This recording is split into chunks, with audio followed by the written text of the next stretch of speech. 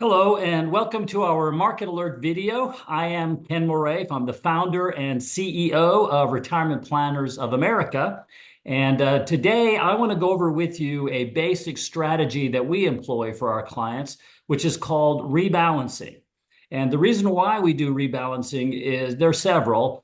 Some of the more important ones are that we want to control risk, which I'll go into in just a moment. And secondly, we want to take advantage of opportunity.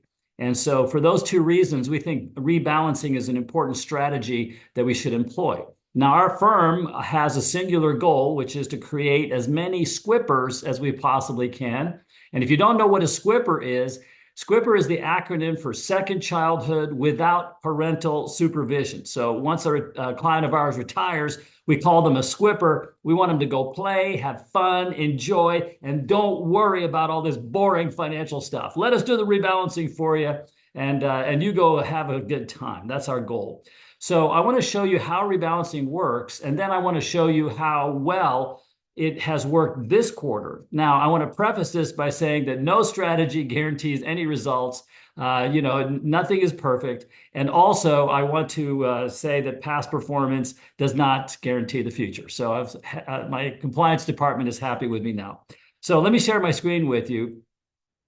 And I want to start off by showing you this slide. So this slide right here, I want to make some assumptions here. So the first assumption is that we've decided we're going to have a portfolio that is going to be 50-50, okay? And this just makes the math easy. So the next thing is, let's say we have $200 to invest. So we're going to put half of that on each side. We have a 50-50 portfolio, so we're going to have $100 on each side. Now, let's say that the side on the left does phenomenally well. Now, I'm exaggerating this to make the point, okay? And the left side goes up 60% during this period. Let's say it's 1 year. And I'm going to show you what large caps have done this year so far and why rebalancing has actually worked quite well this quarter. So there is some real world example that I'm going to use in just a moment. But right now, let's just use this. So we have a 68% gain on the left, and we have a minus 10. The side on the right does terribly, loses 10%. So now we are left with $160 on the left, $90 on the right. So we actually have done quite well. We went from $200 to $250. We made 25%. We're feeling pretty good about things, but we now have a problem. And can you see what it is?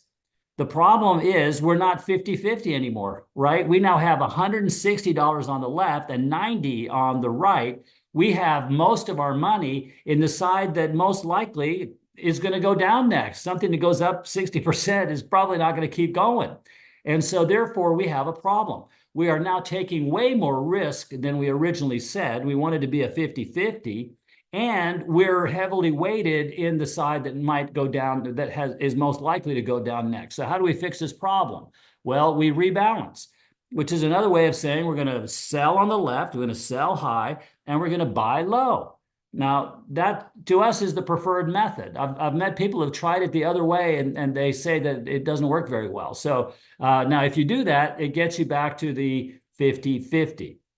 So the advantage of doing this, as you can see, is that our portfolio in this example leaned left when maybe we didn't want that. We want to be 50-50. So we don't want the portfolio to morph into a riskier profile, but without our having the approval of that. So if we wanted to stay in the 160 and the 90, we could. But by rebalancing, it forces us back into the 50-50. It forces that discipline. We still have $250. We still own the one on the left that has done so well. We have more of it, but we own it in the proportion that is appropriate for the risk profile that we said we wanted to be in. So that's rebalancing. Very important strategy in our view.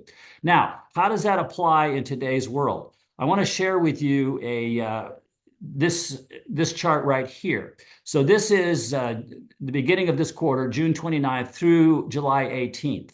So large caps, as many of you know, the very largest companies have had a phenomenal rise during the beginning of this year. So they went up tremendously.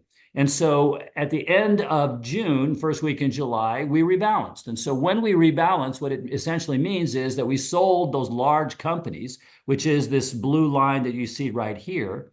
and we rebalanced into the other parts of the portfolio, and we own small caps in our portfolio as well, and that is this purple line. And you can see that it is up about 8% as of July 18th. So basically, by rebalancing, we took some profits off the table on those large caps and put them into these small cap stocks instead. Now, did we get out of large caps? No, we still have the allocation we had before. We want to stay in those, but we rebalanced into the area that is likely to go up next because it's lagging. And that tends to be the ebb and the flow of the market. Now, the green line you see there is bonds. And we also believe that this year, bonds are going to, this is the BKAG, both of these are BNY Mellon ETFs. And the green line shows you what the aggregate bond index essentially has done, which is up 1.5% since the end of last quarter. And we believe that bonds will actually outperform stocks the rest of this year as the Fed lowers interest rates, and the large caps and stocks have they've had such a big run up. We think it's unlikely that they'll repeat it in the second half, but we do think that bonds could do very, very well. So this is a strategy that we employ with our clients.